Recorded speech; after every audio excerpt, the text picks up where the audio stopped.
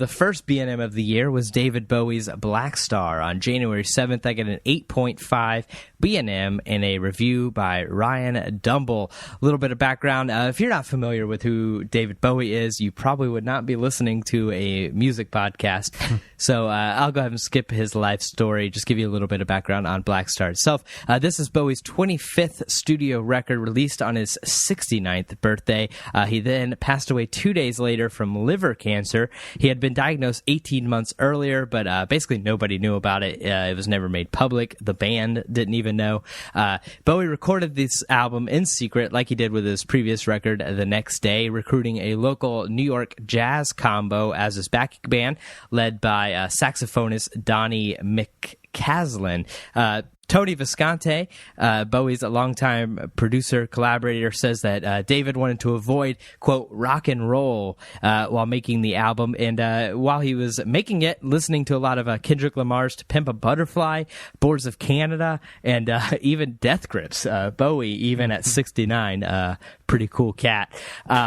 This is an album we several months ago, kind of early into the show, honestly, we did our best of the year so far list, and this was an album that made it in all of our top five. So I think we're all familiar with it. But for people who didn't hear that episode, describe the sound, lyrics, your general impressions with this record. Yeah, so it's very dark. I mean, it feels like a very serious, artistic statement. It feels like somebody who is, knows he's about to die and wants to really do one last great thing, right? So it's got that ambition. It's got the dark sound, but also sort of like a beauty to it. It's very similar, like we said a couple episodes back, in a weird way, to like Nick Cave's Skeleton Tree, where it's dark, but like really touching in a weird way. And it's not something that I like really understood, the first time I listened to it, because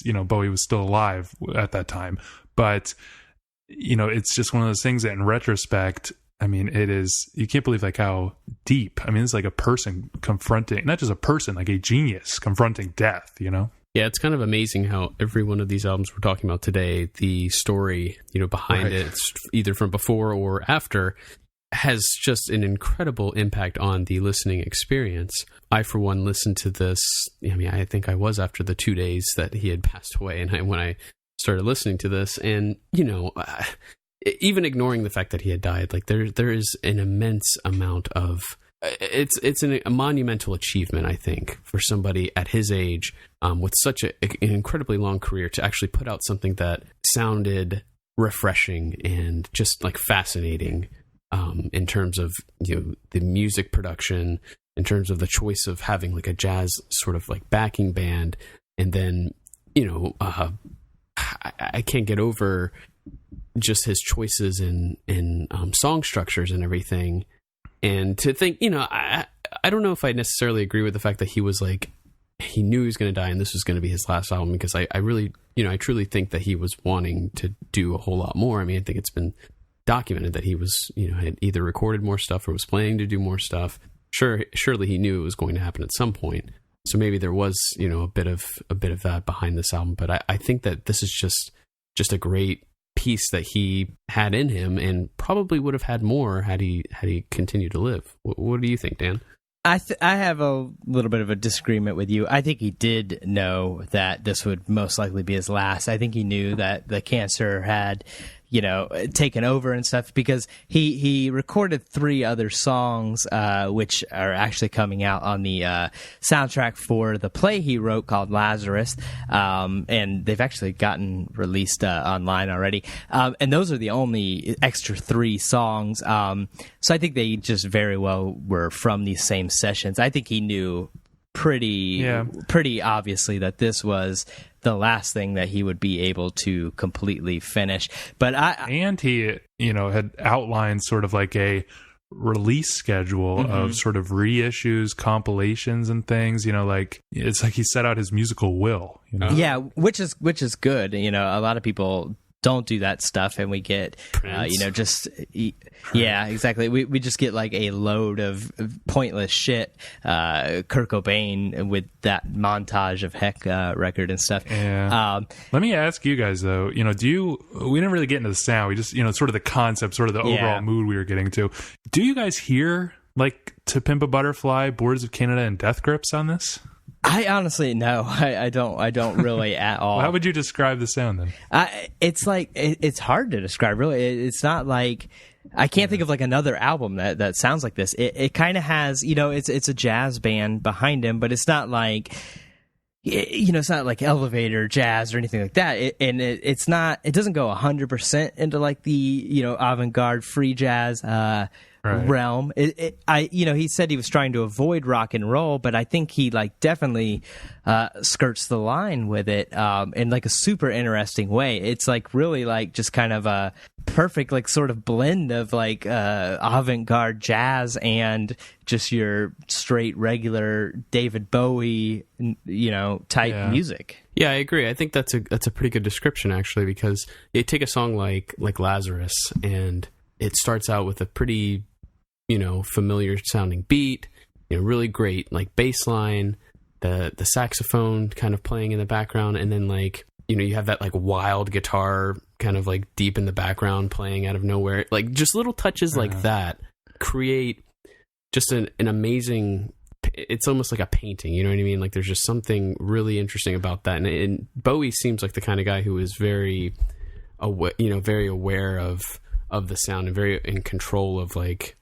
almost like a conductor in a way, you know what I mean? Right. Yeah, and it's got a very theatrical sound in some places. It has some relationship with his musical Lazarus. Some of the songs are also part of that, and they do have they sound like theatrical in a way, and some of the songs are telling like a weird story. I think it's based on the John Ford play "'Tis Pity She's a Whore," but it's some like a weird tale, this character Sue, and like this murderous incestuous story character sometimes, and then other times it just sort of like spreads out to talk more more directly about like personal feelings he's having, I guess really toward the beginning and then end of the album.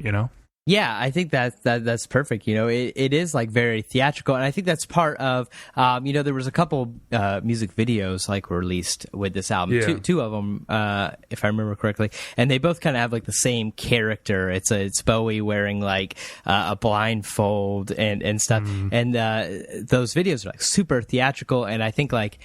Actually like an important part of this record. Like I think you should see them, and normally that's not I don't give a shit about music videos in 2016 for the most part, but I think he really had a story behind it, and I haven't seen the play. I don't know if it I know the play is sort of like a sequel to The Man Who Fell to Earth. It's like the same character at least, so I hope they either tour with that or release a video or something, because I'm interested to see it, or at least read it, if they release a script or something. So what are some of the highlights you guys have of the album? I mean, the whole album is fantastic, honestly, but the title track, the first track, yeah, sure, right? Blackstar is just amazing. That is such a great song. Like it's one of Bowie's like best songs, honestly. Yeah, I totally agree. Actually, now that I'm thinking about it, I'm like just looking through the track list. On "Girl Loves Me," the line "Where the fuck did Monday go?" Yeah. That's kind of a Death Grips thing to say. If it was MC Ride screaming "Where the fuck did Monday go?" Yeah, like it would I become an instant meme. I could see that. Yeah, but the title track, I don't think you can beat it. I think it's one of Bowie's best songs ever. It's like krautrock, but like way darker than krautrock ever was, and with like this like jazzy aspect, avant-garde jazzy aspect, and like it shifts gears suddenly too. Yeah, it totally shifts. It's got like it's just haunting, and then it's like it's just got such a feel of like Bowie back from the dead or something. Like when you put it on, it's like you can't believe you're hearing him. It's got like we talked about the Nick Cave thing, how that album opens up in a way where it's like, okay, like we're in some sort of afterlife. Like the mood is so perfect for that. And this is like exactly that. The mood is absolutely perfect of like, I just remember like I was listening to the album when it came out and just thinking like, wow, this is like the best thing Bowie's done in a long time. And then like I could not believe that he died. Like it shocked me. And then putting it on for the first time, I just like remember like that first listen after I knew. No, I have like the same story. I listened to this album. It may or may not have leaked a few days early, and I may or may not have heard it a little early. But I was listening to it a lot. I loved it. Same way. I thought I was glad that Bowie was back. The next day was good, but it's not great. It's but this was like fantastic. And then I can remember I woke up one morning and I had like 25 text messages, which is odd, and it was just everyone I know telling me that Bowie had died, and it was just like a complete shock. And I was already like in the listening of this, like I would have when I got to work listened to this album anyways, but I especially did it, and it just like it made a lot more sense. The song like Blackstar and especially Lazarus like took on a much bigger, like it went from being like a character to being personal. Yeah, I think that I had seen the Lazarus video. I think that was released before you died, right? I'm pretty sure I saw that before you died. Both videos were. Yeah. Yeah. Okay. So yeah, I had seen that video and I was like, God, that song was like amazing, and like how interesting of a song, and it became later on, like even currently, it's probably my favorite on the album. But of course, as soon as he died, people were talking about that video. They were talking about those lyrics of being up in heaven and all that stuff. I mean, it was just kind of like earth shattering because like no one, I didn't anticipate him suddenly dying. When you it was a complete shock. Yeah, when I saw the video, it wasn't like I was like thinking, well, he's about to die, or this is going to be his last album. Never thought about that at all. So that was truly fascinating. Yeah. So it's been 10 months now since this album came out, and we get a chance, which eventually we'll want to start doing as we start thinking about our year-end list. But how has this kind of aged? I mean, is it even better than it seemed a couple months ago, or is it? I mean, I don't think it will be, but there are always those albums that you're really excited about, and then by the end of the year, you're like, it didn't really hold up that well. How is this aging for you guys? I think it's aged perfectly. It's kind of rare. I do a lot of that. I love it when it first comes out, and then I just kind of forget about it. This album, I've like continually put on probably at least once a month or so since January, and it's just gotten even better. I was glad that we were talking about it this week so I could have an excuse to listen to it a few times, and it's gotten even better. Yeah, I think I would agree. I mean, there's a lot of layers to this album, and it definitely gets better with every listen, it seems like. Not that it's terrible or anything upon the first listen, but it's a lot to take in. I mean, the first song is almost 10 minutes long, and I think with every subsequent listen, I have become more and more interested in this record. Now, I've never been as big of a David Bowie fan as either of you, though I do especially love Low. So coming back to this album was kind of like my first David Bowie record that I had, a new David Bowie record in a very long time for me. So I maybe didn't warm up to it quite as quickly, but I certainly have. And I really think that 2016, when thinking about this year in music, like this record will definitely be one of the ones I will think of as associated to this year. Yeah. It's certainly one of the most defining albums released this year.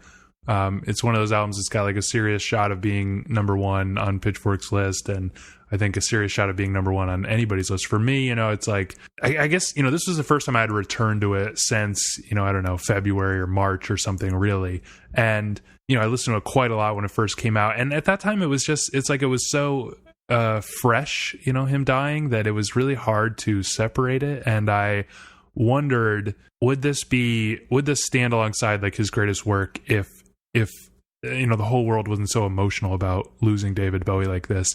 And I just like couldn't tell. It's like it was too close. And I know it hasn't been that long, but just listening in October now, it's like it really has aged in a way where it's like that is kind of settled, and it still stands out as like one of his best works, I think. So 8.5, I think Pitchfork is kind of embarrassed of that because they reviewed it 2 days too early, and would have certainly bumped it up if they had known he was going to die. But I feel like it's like kind of an instant classic. I mean, I'd give it something like a 9.4, 9.5.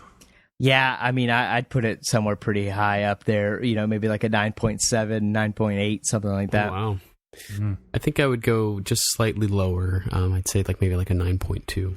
Yeah. All right. So we all pretty love it. in agreement there. Yeah. I mean, I think the whole world loves it.